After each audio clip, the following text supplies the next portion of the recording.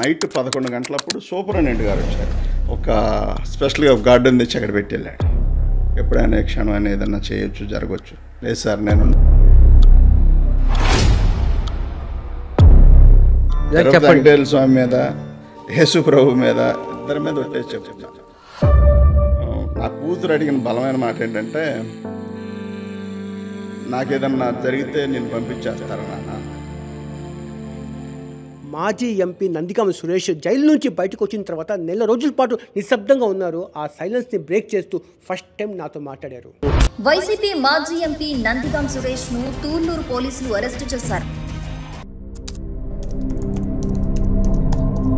నన్ను అరెస్ట్ చేసి లోపలికి వెళ్ళి పంపించిన తర్వాత బయటకు వచ్చి చేతులు కడుక్కొని ఇట్లా ఇదిలిచ్చి టిష్యూలతో తుడిచి, అంటే ఏంటది, లోపల చైర్లో కూర్చోవద్దు, కింద నేల మీద కూర్చోబెట్టాడు. ఒక ఎస్ఐ అదిగో ఇట్లా పెట్టి కాలు మీద కాలు పెట్టి నాకు ముఖానికి దగ్గర కాలు ఎట్టి పెట్టుకుని ఉప్పుని పేపర్ చూస్తాను. ఆ సమయంలో మీ పార్టీకి సంబంధించిన నాయకులు ఎంతవరకు అండగా ఉంటారు? ఎవరా ఒక ఎంపీ కాన్వై ఒక హీరో వర్షిప్ లాగా మీరు దిగుతూ ఉంటే, ఒక 30-40 మంది కుర్రోళ్ళు మీ వెనకాల నడుస్తూ వెళ్తూ ఉంటే, అదే జనాలు ఎక్స్పెక్ట్ చేసింది మీ దగ్గర నుంచి. మీరు ల్యాండ్ సెటిల్మెంట్లు చేశారని, ల్యాండ్ కబ్జాలు చేశారని, బ్లాక్మెయిల్ చేశారని, ఇవి నిజం లేదా? నన్ను ఇన్వెస్టిగేషన్ సిఐ అన్నాడు. మీరు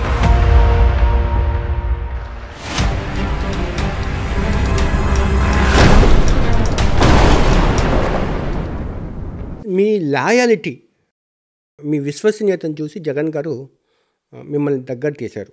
పార్టీకి ప్లస్ లీడర్ పట్ల మీరు చూపించే అభిమానం అవ్వచ్చు, విశ్వాసం కావచ్చు. జగన్ గారు మిమ్మల్ని దగ్గర తీయడం కూడా మీ పార్టీలో కొంతమంది జీర్ణించుకోలేకపోయారు అన్నది నిజమా కదా? వాస్తవేనండి, అందులో దాపరికమే ఉంది. ఇప్పుడు ఇన్ని కేసులు పెడితే నందిగామ సురేష్ని ఇబ్బంది పెట్టవచ్చు అన్న సమాచారం కూడా మీ పార్టీ వాళ్ళే అందించారు అన్నది కూడా నిజమా కదా?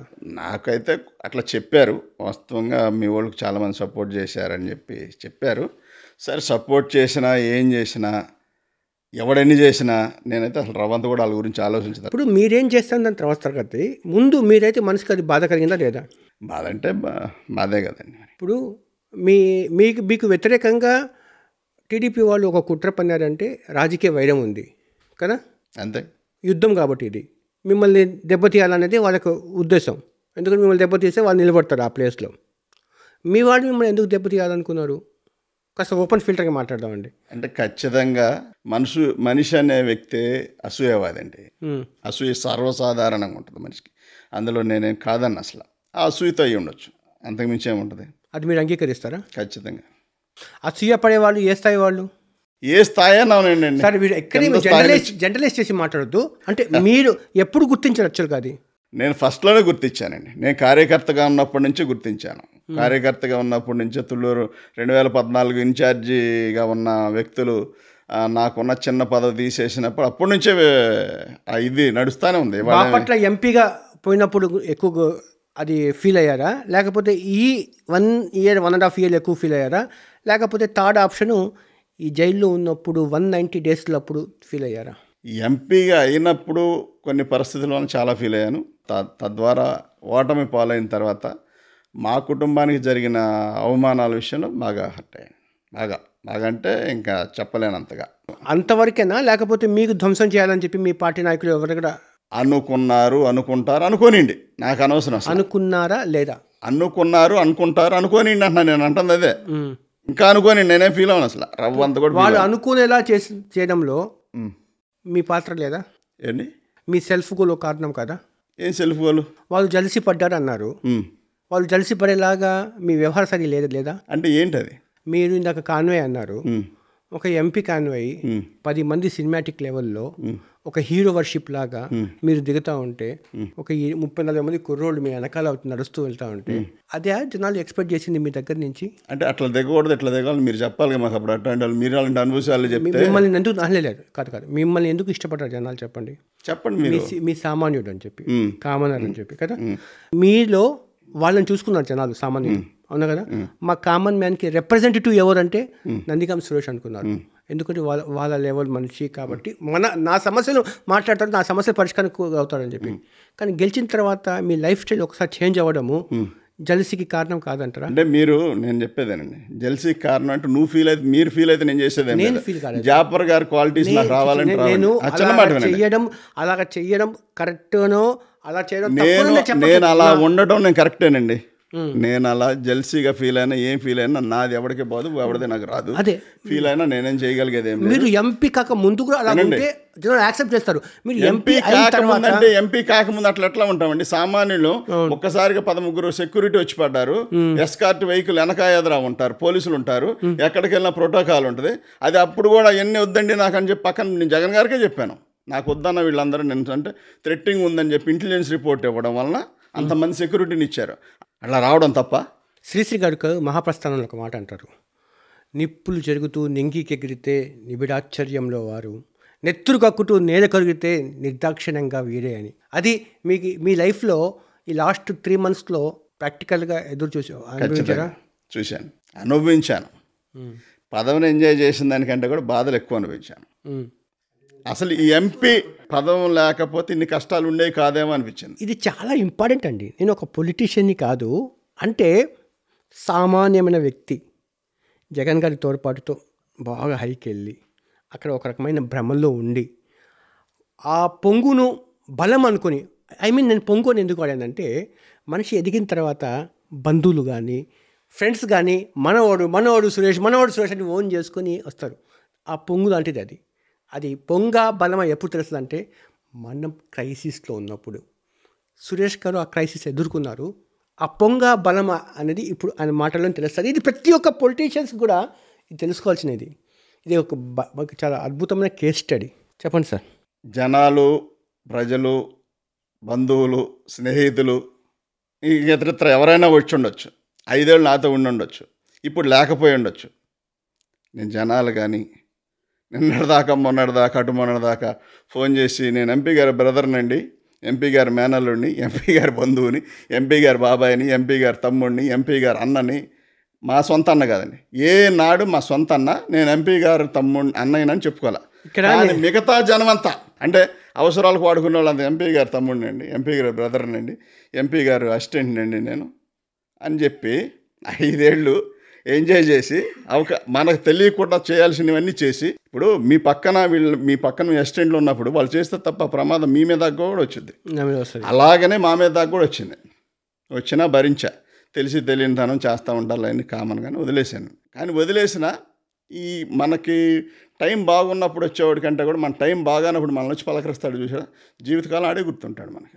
సమాజం ఎలా ఉంటుందంటే అగ్రవర్ణాల వాళ్ళు ఆ లెవెల్లో చేస్తే యాక్సెప్టెన్స్ ఉంటుంది. అదే బ్యాక్వర్డ్ క్లాస్ వాళ్ళు వస్తే ఒక పై స్థాయికి కొంతమంది డైజెస్ట్ చేసుకోలేరు. ఆ సామాజిక వివక్షత ఇప్పటికీ ఉంది సమాజంలో, ఆయా పార్టీల్లో. ఒక పార్టీకి కాదు, 2 పార్టీని కాదు. నందిగాం సురేష్ గారికి కూడా అటువంటి ఆలోచనలు వచ్చిందని తెలిసే ఆయన ఇబ్బంది పెట్టింది. కుల వివక్ష నడుస్తూనే ఉంటుంది, అది సర్వసాధారణంగా ఎక్కడో చోట పడికి విప్పుతానే ఉంటుంది, అందులో ఇవ్వడం కాదనేది ఏం లేదు. 190 days ఉన్నారు కదా, బాగా గుర్తు చేసుకుని ఒక 5 సంఘటనలు మిమ్మల్ని బ్యాలెన్స్ కోల్పోయేలా చేసింది మీ ఆలోచనలు. అయ్యో, మా అమ్మగారు అంటే నన్ను తీసుకొచ్చారు ఎక్కడికి, ఫస్ట్ రిమాండ్కి ప్రకటించిన తర్వాత ఫస్ట్ వాయిదాకి తీసుకొచ్చారు. నన్ను ఫస్ట్ వాయిదాకి తీసుకొచ్చినప్పుడు అప్పుడు మా అమ్మగారు, మా పిల్లలు, మా వాళ్ళందరూ వచ్చారు. వచ్చి మా అమ్మగారు బాగా ఎమోషన్గా వచ్చి నా చేయి పట్టుకోవడానికి ట్రై చేసి, పెద్ద వయసు కదండి, 75 ఏళ్ళ పైన ఉంటాయి, ఎమోషనల్ దగ్గరికి వచ్చింది. పోలీసులు నిర్దాక్షిణ్యంగా నెట్టేశారు. నెట్టేయడం అంటే మామూలుగా ఇట్లా చేతులు అడ్డం పెట్టి జరుపుకుంటూ వెళ్తే అది వేరు, ఇట్లా ఇసురుగా నెట్టేశారు. ఎంతమందో తెలుసండి, ఫస్ట్ వాయిదాకి వచ్చినప్పుడు 60-70 మంది పోలీసులు. నా కూతురు దగ్గరకు వచ్చేసింది అమాంతంగా. ఇంక తెలియదేముంది, తండ్రి ఎలాంటి రిస్క్లో ఉన్నప్పుడు ఏ కూతురు అయినా ఏ కొడుకైనా ఎట్లా ఎమోషన్ అవుతాడనేది. 16 సంవత్సరాలు 15 సంవత్సరాల పిల్ల కదా, వాళ్ళని టచ్ చేసే విధానం కూడా ఒకటి ఉంటుంది. నిర్దాక్షిణ్యం చేతులు అడ్డం పెట్టి బ్యాలెన్స్ కోల్పోయి తోసేశారు పిల్లలు. ఒక విధంగా అసహనానికి లోనయ్యి పిల్లలు ఏడుస్తా ఎడంగా వెళ్ళిపోయి, మా చెల్లి క్యారేజ్ తీసుకొస్తే, సార్ నేను పోయినసారి వాయిదాకి వచ్చినప్పుడు భోజనం చేయలేదు, అక్కడ జైల్లో కూడా 11 గంటలకే పెడతారంట. ఇప్పుడేం భోజనం ఉండదు, మళ్ళీ ఈవినింగ్ అవుద్ది. కొంచెం తీసుకొచ్చాను సార్ అంటే, క్యారేజ్ బాక్స్ని వద్దమ్మ పెట్టకూడదు మా రూల్ అంటే అది వేరు. చేతిలో క్యారేజ్ లాక్కొని కిందకు తోసేసి కింద పడేసి వెళ్ళిపోవడం అంటే ఇదే అగ్రవర్ణాల్లో ఉన్న ఒక ఎంపీకి డీల్ చేయగలరా ఇదే విధానంగా? జైలు కాడికి అభిమానంగా ఏం ఆశించిన వాళ్ళే వచ్చారండి. మేము వీరులు సూర్యులు ఎంపీ గారు పర్సనల్ తొక్క తోలని చెప్పుకున్నాడు ఎవడు రాలా. నియోజకవర్గం నుంచి కష్టపడిన వాళ్ళు వచ్చారు మళ్ళీ చూడటానికి. ఇద్దరు, నా వైఫ్ అమ్మాయి ఇద్దరు వచ్చారు. ముగ్గురే రావడానికి ఉంటుంది అక్కడికి, ముగ్గురికి మించి రావడానికి లేదు ములాఖాత్కి. ఇంకా మా చెల్లి వీళ్ళు వచ్చారు. వస్తే బెయిల్ ఏమైందంటే రిజెక్ట్ చేశారు ఇక్కడ అని చెప్పి మాట్లాడుతూ ఉన్నారు. అప్పుడు నా కూతురు అడిగిన బలమైన మాట ఏంటంటే, నాకేదన్నా జరిగితే నిన్ను పంపించేస్తారా నాన్న అంది. అంటే నేను ఏదైనా చేసుకుంటే నిన్ను వదిలేస్తారా అన్న మీనింగే కదా అది. 15 సంవత్సరాలు నా కూతురికి ఆలోచన కలిగేలాగా వాళ్ళు ప్రవర్తించారంటే ఏం చెప్పాలి చెప్పండి? మీ మధ్యలో ఒకడు ఎదిగితే ఓర్చుకోలేని తను, మీ మధ్యలో ఒక లోయెస్ట్ క్యాస్ట్లో ఉన్నాడు. నేను లోయెస్ట్ అని కూడా చెప్పుకోను. నా ఎస్సీ అనేది నాకు ఎప్పుడు గొప్పే. అది మాల కావచ్చు, మాది కావచ్చు, 2 కులాల్లో మాకు గొప్పే. కష్టపడి 10 రూపాయలు చాకరీ చేసుకొని సంపాదించుకున్నాం. చాలామంది మా దగ్గర డబ్బు ఉంది, కులం ఉందని చెప్పుకున్న వాళ్ళ దగ్గర నిజంగా వాళ్ళ సొమ్ము కాదు అది. కాబట్టి మాకు మాత్రమే మేము గొప్ప వాళ్ళని చెప్పుకునే హక్కు ఉంది.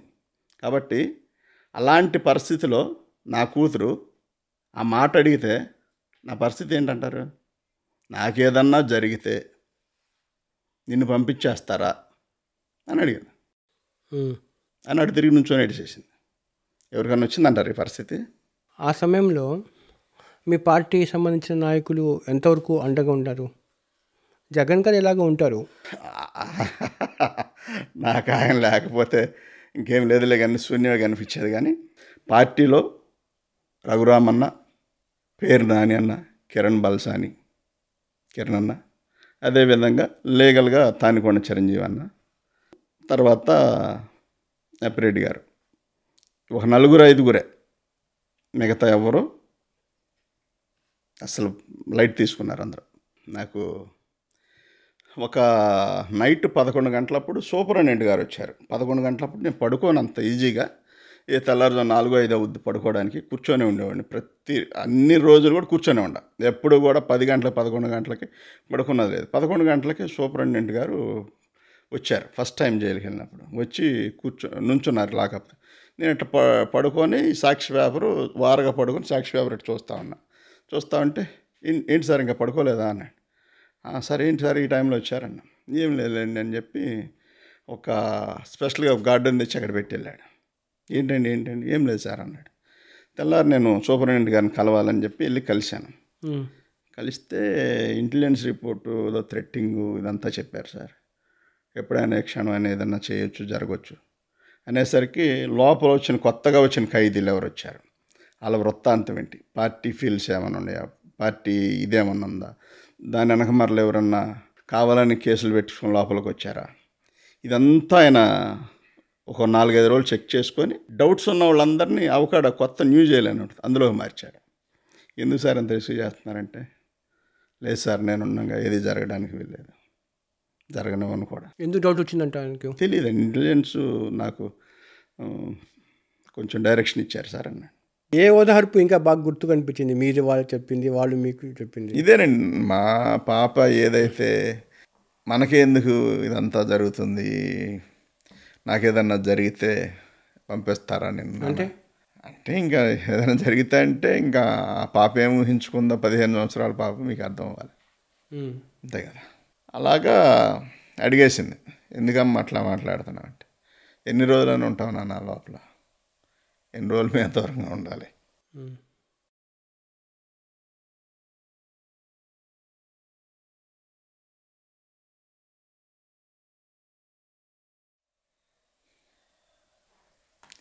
చాలా విషయాలు మాట్లాడాలి.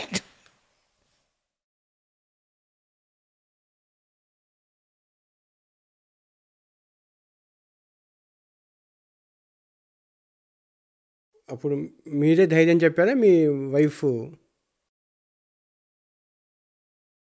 అన్నయ్య వైఫ్ చెప్పేవాళ్ళండి.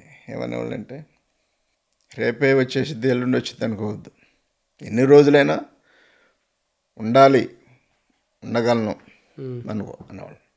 నేను ఉండడానికి ప్రయత్నం చేసిన ప్రతిసారి ఇంటికాడ పోలీసులు వచ్చారంట అని చెప్పి అన్నయ్యని అడగడం, మా దగ్గర పనిచేసే ఇరిమి అలాంటి వాడు వెంటపడతాం, వాడిని పరిగెత్తించడం, ఇదే పరిస్థితి అండి.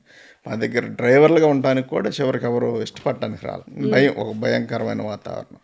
అనుక్షణం అందరినీ బ్రతిమలాడుకొని జైలు దాకా వెళ్ళి రావాలి, రమ్మని బ్రతిమలాడుకోవటం. అలాంటి టైంలో మా అన్నయ్య గారి పిల్లలు, మా తమ్ముడు గారి పిల్లలు, అంటే బాబాయ్ గారి పిల్లలు, వాళ్ళ పిల్లలు మమ్మల్ని తీసుకొచ్చి తిప్పేవాళ్ళు. వాళ్ళు తిరగడం సరిపోయిందండి. మన ఎవరు పార్టీలో ఉన్న చాలామంది కానీ మేము ఇది అది అని చెప్పి 5 ఏళ్ళు వాడుకున్న వాళ్ళు కానీ ఎవరో వచ్చి నిలబడి ఒంటరిగా ఒకసారిగా కుటుంబం అంతా ఒంటరి అయిపోయింది. మాకు జగనన్న ఉన్నాడని ఒక నమ్మకంతో మాత్రమే ఉండగలిగాం, లేకపోతే తీసుకోలేం. అవునండి. ఇప్పుడు జిల్లా స్థాయి నాయకులు గుంటూరు జిల్లా, కృష్ణా జిల్లా పెద్ద పెద్ద నాయకులు వైసీపీలో ఉన్నారు కదా. ఒక పేరుని నాని తప్ప పలకరించలేదంటే అంటే వాళ్లకు అంటే ధైర్యంగా నిలబడాలి కదా ఫ్యామిలీకి, అట్లీస్ట్ ఫ్యామిలీ దగ్గర. అంటే నా ఫ్యామిలీ లాంటి వాళ్ళకి అవసరం అండి, ఎందుకంటే కొద్దివాళ్ళం కదా.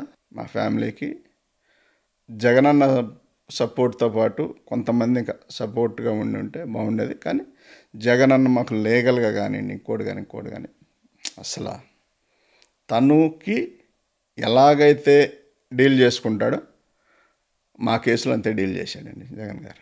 ఒకరోజు మా వైఫ్ వచ్చి మనది సిఆర్డిఏ స్థలంలో ఉన్న ఆఫీసు పగలగొట్టేశారు. లంకలో ఇల్లు కట్టుకుంటున్నాం కదా, దానికి నోటీసులు ఇచ్చారు.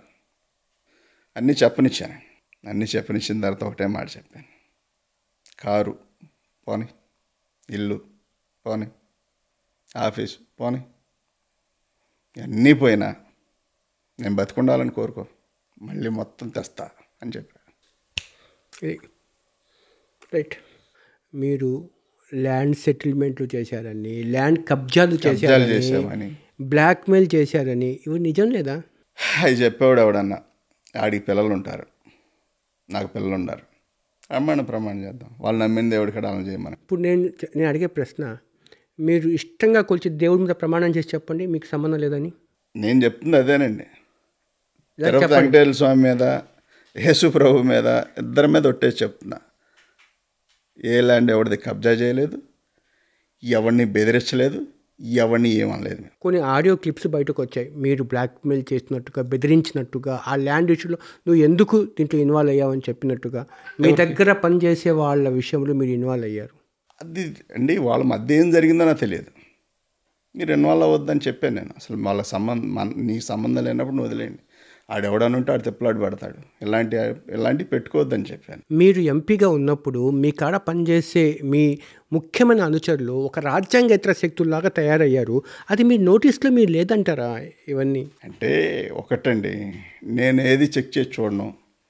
జాఫర్ గారితో పరిచయం ఉంది అంతవరకు. జాఫర్ గారు ఏంటి, జాఫర్ గారి క్యారెక్టర్ నాకు అనవసరం, ఎవరి విషయంలో అంతే ఉంటా. కానీ మీ అంట చూసుకొని మీ ముఖ్యమైన అనుచరులు రౌడీయిజం చేశారు, వాళ్ళు కొట్లాటకు దిగారు, ఘర్షణకు దిగారు, పోలీసు వాళ్ళతో నువ్వెంత నేనెంత, నా వెనకాల నందిగం సురేష్ ఉన్నారని చెప్పి హమీతో మీకు పాల్పడ్డారు. ఇవన్నీ మీ నోటీస్తో లేవా సురేష్ గారు? ఒక మాట చెప్తానండి, నాకైతే ఎవడు చేశాడనేది తెలియదు, చేశారని మాత్రం తెలుసు. ఎవడనేది ఇప్పటికీ నాకు క్లారిటీ ఇవ్వలేదు. నేను చాలాసార్లు అడిగాను. మీరు చాలా మర్చిపోయారు, ఈ ఊర్లో ఉన్న 70 లారీలు మాయవే అని, ఇసుక మొత్తం మేమే అమ్ముకున్నాం అని చెప్పి, ఇవన్నీ మర్చిపోయారు మీరు. ఇసుక మీద మీ మీద చాలా అలిగేషన్ వచ్చాయి, మీరు ఇసుక మీద డబ్బులు కోట్లు సంపాదించారని. చెప్పండి, ఇంక చాలా చెప్పాలి మీరు. టీడీపీ వాళ్ళ ఆరోపణలన్నీ చెప్పాలి మీరు. టీడీపీ వాళ్ళు, మన పార్టీ అని చెప్పుకునే చీటర్స్, వీళ్ళందరూ కూడా అన్నవి చాలా ఉన్నాయి, మీరు తక్కువ చెప్తున్నారు. నేను ఒకటే అంటానండి, మీరు ఇప్పుడు వెంకటేశ్వర స్వామి మీద మీరు ప్రమాణం చేశారు కదా. 2019లో మీరు ఎలక్షన్ అఫిడవిట్, 2024 ఎలక్షన్ అఫిడవిట్కి భూమికి ఆకాశం అంత తేడా ఉంది. డబ్బులు చూసుకోండి ఒకసారి, ఎంత చూసుకోండి ఒకసారి. లేదంటారా? నాకు మంత్లీ శాలరీ 3 లక్షలు వచ్చిందండి. మంత్లీ శాలరీ 3 లక్షలు వచ్చింది. అర్థమైందండి మీకు? రూపాయి కాదు. అదే మీరు వాడే కార్లే కొన్ని కోట్ల రూపాయలు ఖర్చు అవుతుంది, ఖరీదవుతుంది. ఏ ఫార్చునర్ జగన్ గారు ఇచ్చారు, ఓల్వా అది కోట్లు ఎంత అవుద్ది? ఓల్వా కార్లు ఓల్వో నాది కాదండి, నా పేరు మీద నుండి తీసుకొచ్చి చూపించండి. అన్నీ మన పేర్ల మీద ఉండవు. పొలిటీషియన్స్ అంతా బినామీ పేరుతో బెనామీ ఎవళ్ళండి? మన ఆస్తులు ఎంత మనం ఎంత బెనామీ అంటానికి, మన ఆస్తి అంతా మనం ఎంత బెనామీ అంటానికి. రండి తీయండి. ఒకటేనండి, నా అప్పులు ఉన్నాయి ఇప్పుడు కూడా. స్టిల్ మందడంలో నేను అపార్ట్మెంట్ లోన్ పెట్టుకున్నా. లాస్ట్ 13,91,000 కట్టక ఎన్పీలో పడి కోర్టు నోటీసులు ఇచ్చారు. మీరు కట్టండి, అదే డబ్బులుంటే మీరు తీసుకోండి, అప్పు ఉంటే మీరు కట్టండి. అది చెప్పేవాడిని కట్టమానండి. నేను ఇంకోటి లోన్ పెట్టా, విజయవాడ స్థలం చిన్న షాప్ కొనుక్కొని 90 గజాలది, అది లోన్లోనే ఉంది. 70 లక్షలు కట్టాలి, తీసుకుందే ₹1 కోటి, 30 లక్షలు కట్టాం, ఇప్పుడు వరకు కట్టలా. అది ఎన్పీలో పడింది, కట్టండి. ఊళ్ళో స్థలం ఉంది, దాని మీద ప్రైవేట్ బ్యాంక్ వాళ్ళ దగ్గర లోన్ తీసుకున్నా, అది కట్టక ఎన్పీలోనే ఉంది, కట్టండి. డబ్బులుంటే ఈ 4-5 లక్షలు కట్టుకోవడానికి ఏమి నొప్పులు? పిల్లల ఫీజులు కట్టుకోవడానికి ఏమి నొప్పులు? తప్పుడు ప్రచారం చేసినంత ఈజీ కాదండి ఎవడి మీద పెడతాడు మీద వేయడానికి. ఒకడెవడైనా ఉంటే ఇదిగో నీ దగ్గర ఎంత ఆస్తుందని మాట్లాడేవాడు ఉంటే, ఇదిగో ఇది నువ్వు చేసావు అని మాట్లాడుంటే, అలిగేషన్ చేయటం కాదండి, అలిగేషన్ చేయటం కాదు, గుర్తుపెట్టుకోండి. అలిగేషన్ చేసినంత ఈజీగా మాట్లాడినంత ఈజీగా ఏది రాదు.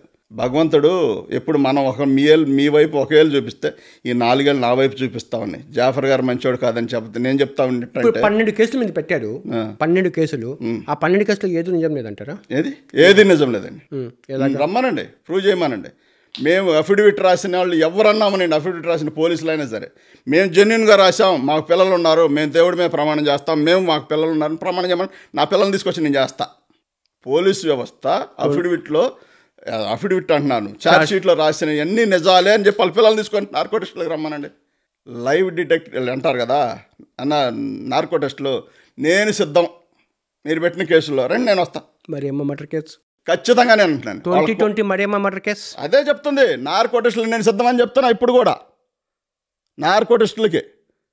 నార్కోటిస్టులకి లేదు, మేము రాపిచ్చి మేము పెట్టించామని చెప్పి ఉర్రోతులు ఊగిన వాళ్ళు అందరూ రమ్మనండి, వాళ్ళ మీద వాళ్ళ పిల్లల్ని తీసుకొచ్చి ప్రమాణం, నా పిల్లల్ని తీసుకొచ్చి నేను ప్రమాణం చేస్తాను. మంగళగిరిలో టీడీపీ ఆఫీస్ ధ్వంసం.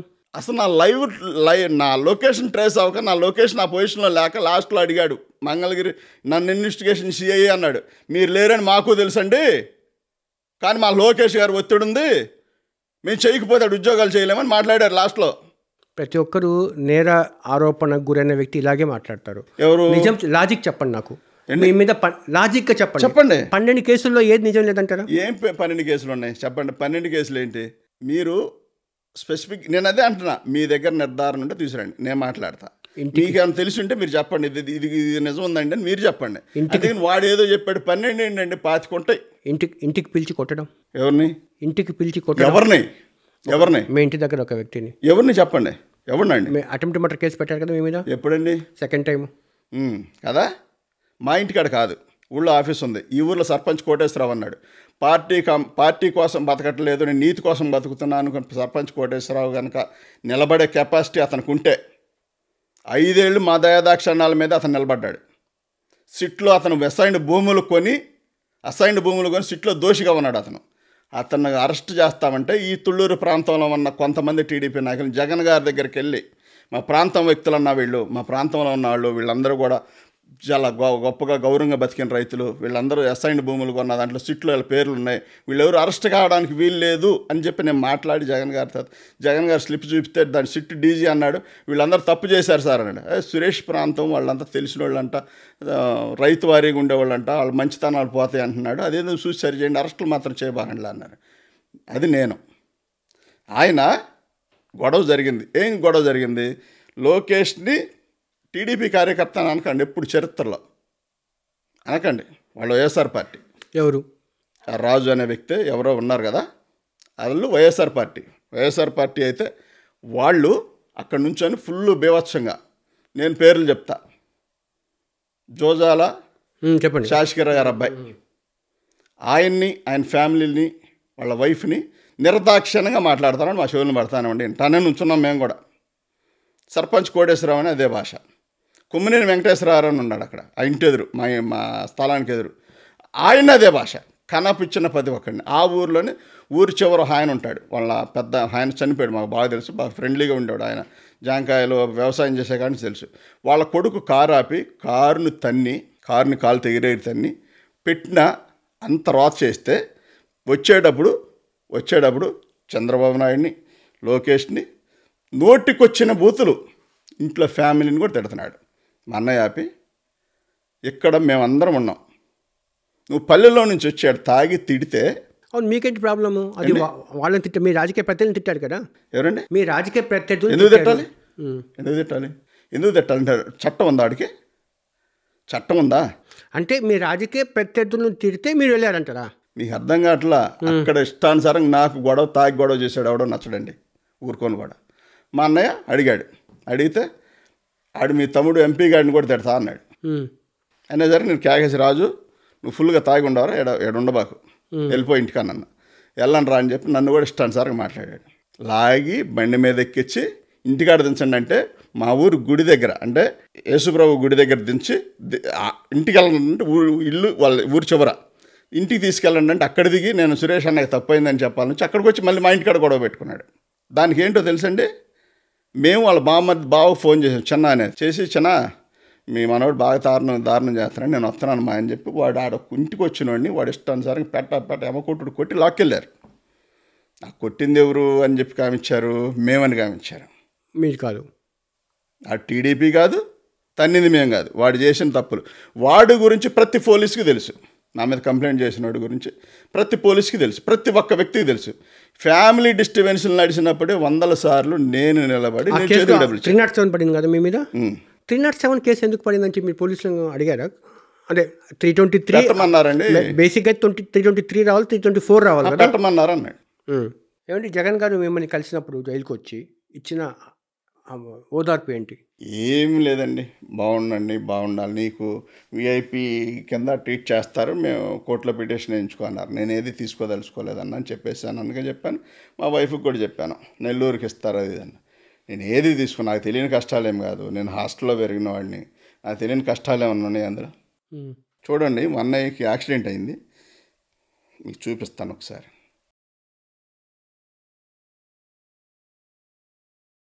అబ్బా, అని అబ్స్కాండింగ్లో ఉన్నప్పుడు జరిగిన యాక్సిడెంట్ అది.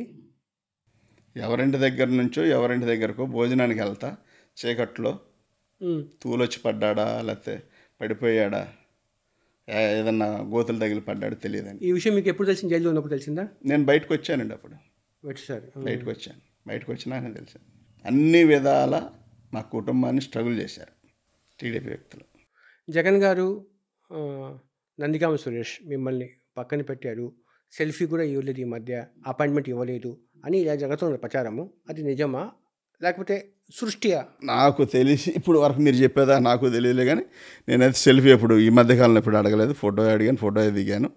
సరేనండి, ఇప్పుడు ప్రచారమా మీ మనసుకి అలా అనిపిస్తుందా? అంటే అవతల వాడు మీకు ప్రేమగా ఉన్నాడా లేదా అనేది ఫస్ట్ మన మనసుకి తెలుస్తుంది. జగన్మోహన్ రెడ్డి గారి మీద నాకు ప్రేమ ఎప్పుడు తగ్గదండి, అది రాసి పెట్టుకోవచ్చు. ఆయనకి తగ్గదు, అందులో అనుమానమే లేదు.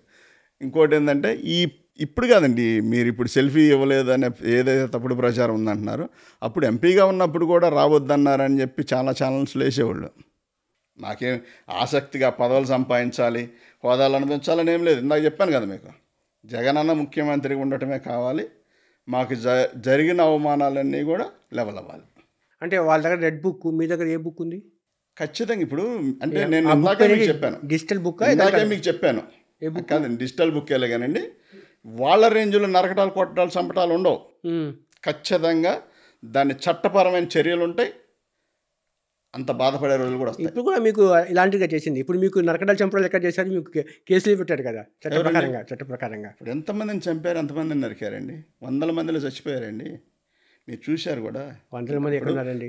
వినుకొండ దగ్గర అబ్బాయిని బహిరంగంగా నరికితే, రీసెంట్గా చంపితే, రీసెంట్గా పేకలు కోస్తా ఉంటే, సరే మీరు ఉంచుకోండి, నేను రిపోర్ట్ 1 గంటలో తెప్పిస్తాను, అవన్నీ మీకు ప్రూఫ్లు ఇస్తాను, మీకు ప్రూఫ్లు పంపిస్తా, ప్రూఫ్లు వేయండి, నరికి చంపిన వాళ్ళు ప్రూఫ్లు వేస్తాను, మీకు మీరు తీసుకొని వేయండి. ఇప్పుడు ఈ పోలీసుల విచారణ ఎదుర్కొనే క్రమంలో జనరల్గా మిమ్మల్ని సాధారణ నేరస్తులుగానే చూసే ప్రయత్నం చేశారా, లేదు వాళ్ళ ప్రవర్తన మీ గుండెకు బాగా గాయపరిచినట్టుగా ఏదైనా ప్రవర్తించే తీరు ఏదో ఉందా? బాగా బాధాకరమైన విషయం ఏంటంటే, లోపలికి వెళ్ళేటప్పుడు మా వైఫ్ లోపల రావడానికి వెళ్ళలేదని చెప్పి గేట్ తోస్తే ఇక్కడ తగిలింది గట్టిగా, మా పిల్లలకు కూడా తగిలింది, ఇస్త్రీ తోసేసి బయట. మీరు చూస్తున్నారు ఇదంతా. చూస్తూ ఉంటే ఈ లోపల డిఎస్పి గారు లోపల తీసుకెళ్ళండి అని చెప్పి గబా వచ్చి కడిగి చేతులు కడుక్కొని ఇట్లా ఇదిలిచ్చి నన్ను అరెస్ట్ చేసి లోపలికి పంపించిన తర్వాత బయటకు వచ్చి చేతులు ఇట్లా కడుక్కొని ఇట్లా ఇదిలిచ్చి టిష్యూలతో తుడిచి అంటే ఏంటది మా పని అయిపోయింది, ఒక అన్టచబుల్ క్యాండిడేట్ని పట్టుకొని లోపల చేతులు కడుక్కుంటున్నాం, మా పని అయిపోయిందని చెప్పడం అన్నమాట. నాకైతే అది అర్థమైంది, ఎందుకంటే మొదటి నుంచి అవమానాలు పడ్డాను కాబట్టి. అది ఒక ఎత్తు. అయితే అలా చేసి నైట్ లాకప్ అని కూడా అసలు అదేం లేదండి, అదేం లేదు. లోపల చైర్లో కూర్చోవద్దు, కింద నేల మీద కూర్చోబెట్టండి. వాష్రూములు కడగని వాష్రూములు, శుభ్రం చేయని వాష్రూములు వాటిలోకి వెళ్ళండి. వెళ్తే వెళ్ళండి, లేకపోతే లేదు, మనకెందుకు, అదే ఇవ్వండి, అదే వాడుకోవాలి. వెళ్ళడానికి ఏది ఇవ్వడానికి వీల్లేదు, శుభ్రంగా ఉన్నది ఏది ఇవ్వడానికి వీల్లేదు అని చెప్పి మాట్లాడారు.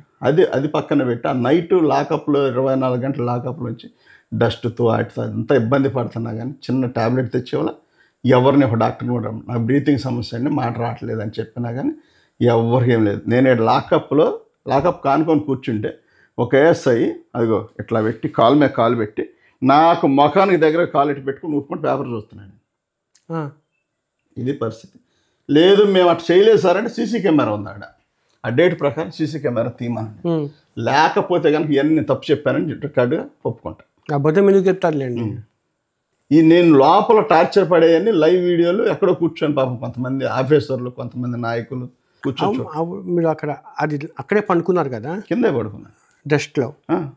ఆ డ్రెస్ బట్టలకి ఇట్లా అదే బట్టలు, అప్పటికి అదే బట్టల మీద పడుకున్నాను. స్నానం లేదు, కొంచెం స్నానం చేస్తాను సార్, నాకు అవకాశం ఉన్నాను, ఇవ్వలేదు, భోజనం తెప్పించలేదు, ఏమీ లేదు, మాకు సంబంధం లేదు అన్నట్టు వదిలేశారు. ఇప్పటికీ స్టిల్ ఆ బట్టలు వాష్ చేయలేదు, ఇంట్లో పెట్టుకోవాలా, బయట సంచిలో పెట్టి సంచికి తగిలించి బయట ఉంచాను. ఉందండి అది, చూపించండి. ఇంటర్వ్యూ అడిగినప్పుడు మీరు ఆయుధం చూపిస్తానండి, చూద్దురుగానండి. ఇదిగోండి ఆ రోజు వేసుకున్న షర్ట్ ఇది, ఈ వాసన వస్తుంది చూడండి ఒకసారి. ఇంకోండి ఇదంతా ఇదే. ఎన్ని రోజులు అన్నా ఇది? 2 months అయిందా? 5 నెలలు. ఇదిగోండి ఇది ఆ నైట్ అక్కడ పడుకున్నప్పుడు ఈ మొత్తం సంచిలో ఉంచాను, కింద పడుకున్న బట్టలు. అంటే ఇది ఎప్పుడు గుర్తు ఉండాలని చెప్పి ఎలా పెట్టుకున్నారా? ఎట్లానే వచ్చాను, మా ఇంటి బయట తగిలిచ్చి ఉంచాను, గుమ్మానికి పక్కన దగ్గరలో. గుర్తుండాలి కదండి, చేసిన అవమానం అంత ఈజీగా మర్చిపోలేం కదా. దీని మీద అంతా మీరు ఒక సినిమాలకు తీసుకువస్తా అనుకుంటున్నారు కదా, నిజమేనా?